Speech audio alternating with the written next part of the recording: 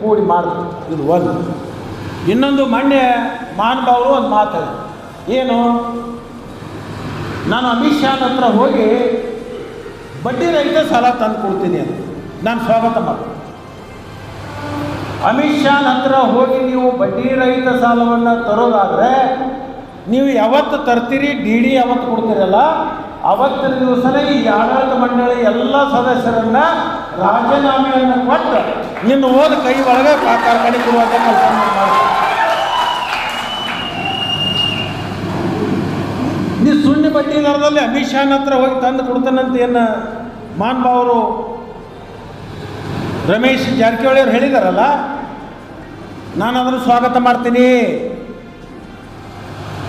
ನೀವು ಯಾವತ್ತು ಸುಳ್ಳು ಬಡ್ಡಿ ದರದಲ್ಲಿ ಸಾಲ ತಗೊಂಡು ಬಂದು ಕೊಡ್ತೀರಲ್ಲ, ನೀವು ಡಿ ತೆಗೆದು ಜೆರಾಕ್ಸ್ ಕಳಿಸಿ ಬರೇ, ನೀವು ಬರೋದು ಬೇಡ, ಡಿ ತೆಗೆದು ಜೆರಾಕ್ಸ್ ಕಳಿಸು. ಈ 13 ಮಂದಿನ ರಾಜೀನಾಮೆ ಕೊಟ್ಟು ಆ ಎರಡೂ ನಾಮೆಬಾಜಿ 13 ಮಂದಿಯಿಂದ ತಂದು ಗೋಕಾಕಕ್ಕೆ ಬಂದು ನಿನ್ನ ಸತ್ಕಾರ ಮಾಡಿ ಅವ್ರ ರಾಜೀನಾಮೆ ಪತ್ರ ನಿನ್ನ ಕೈ ಅವಾಗ ನಾನು ನಮ್ಮ ತಾಲೂಕದವ್ರಿಗೆ ಹೇಳ್ತೀನಿ, ನೀವು ಯಾರೂ ಅಧ್ಯಕ್ಷರಾಗಕ್ಕೆ ಹೋಗ್ಬೇಡ್ರಿ. ಇಂಥ ಮಹಾನ್ ಕಾರ್ಯ ಮಾಡಿರ್ತಕ್ಕಂಥ ಮಹಾನುಭಾವ ರಮೇಶ್ ಜಾರಕಿಹೊಳಿ ಅವರನ್ನು ಈ ಕಾರ್ಖಾನೆಗೆ ಅವಿರೋಧ ಅಧ್ಯಕ್ಷ ಮಾಡುವಂಥ ಕೆಲಸ ಮಾಡೋಣ ಅಂತ ಹೇಳಿ. ಬಡ್ಡಿ ರಹಿತ ಸಾಲ ತರ್ತಾನೆ ಆಗಲಿ ಮಾಡಲಿ. ನಾನು ಈ ರಮೇಶ್ ಅವ್ರ ಕೇಳ್ತೀನಿ, ಅತನಿ ಕೃಷ್ಣ ಸಕ್ಕರೆ ಕಾರ್ಖಾನೆಗೆ ಸುಣ್ಣಿ ಬಡ್ಡಿ ದರದಾಗ ನೀವು ತರೋದಾತಂದ್ರೆ ಮತ್ತು ಅಲ್ಲಿ ಒಂದು ಘಟಪ್ರಭಾದ ಮುಂದಾಯ್ತಲ್ಲ, ಬಾಲಚಂದ್ರ ಸಾವ್ಕಾರ ಚೇರ್ಮನ್ ಇರ್ತದೆ, ಅದಕ್ಕೆ ಯಾಕೆ ತರ್ತಾ ಇಲ್ಲ?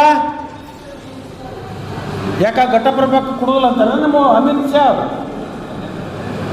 ನಾನೇನು ಹೇಳ್ತೇನೆಂದ್ರೆ, ಇಂಥ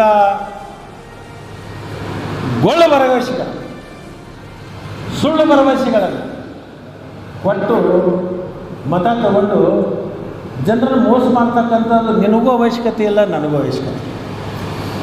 ನಿಮ್ಮ ತಂದೆಯವರು ನನಗೆ ರಗಡೆ ಗಳಿಸ್ಕೊಟ್ಟರು, ನಮ್ಮ ತಂದೆಯವರು ನನಗೆ 200 ಎಕರೆ ಜಮೀನು ಗಳಿಸಿದ್ದೀನಿ. ಯಾಕೆ ಜನರಿಗೆ ಮೋಸ ಮಾಡಬೇಕು? ಯಾಕೆ ಜನರಿಗೆ ಸುಳ್ಳು ಹೇಳಬೇಕು? ಏನು ಅವಶ್ಯಕತೆ ಇದೆ? ಏನಿದೆ ಅದನ್ನು ಹೇಳೋಣ, ಏನಿಲ್ಲ ಅದಿಲ್ಲ ಅಂತ ಹೇಳೋಣ. ಇದೇನು ಕಾರ್ಖಾನೆ ಲಕ್ಷ್ಮಣ ಸವದಿ ಅವ್ರ ಅಪ್ಪನ ಕಾರ್ಖಾನೆ ಅಲ್ಲ, ಪರಪ್ಪ ಸವದಿ ಅಪ್ಪನ ಕಾರ್ಖಾನೆ ಅಲ್ಲ, ರಾಜು ಕಾಗೆ ಅವ್ರ ಅಪ್ಪನ ಕಾರ್ಖಾನೆ ಅಲ್ಲ. ಈ ಕಾರ್ಖಾನೆ ಯಾರ್ದಂದ್ರೆ ಅಥಣಿ ತಾಲೂಕದಲ್ಲಿರ್ತಕ್ಕಂಥ ಅನ್ನದಾತ ರೈತರ ಕೂಡಿ ಹಾಕಿರ್ತಕ್ಕಂಥ ದುಡ್ಡಿನಿಂದ ಆಗಿರ್ತಕ್ಕಂಥ ಕಾರ್ಖಾನೆ, ಅದು ಕೃಷ್ಣ ಸಕ್ಕರೆ ಕಾರ್ಖಾನೆ, ನಿಮ್ಮ ಕಾರ್ಖಾನೆ.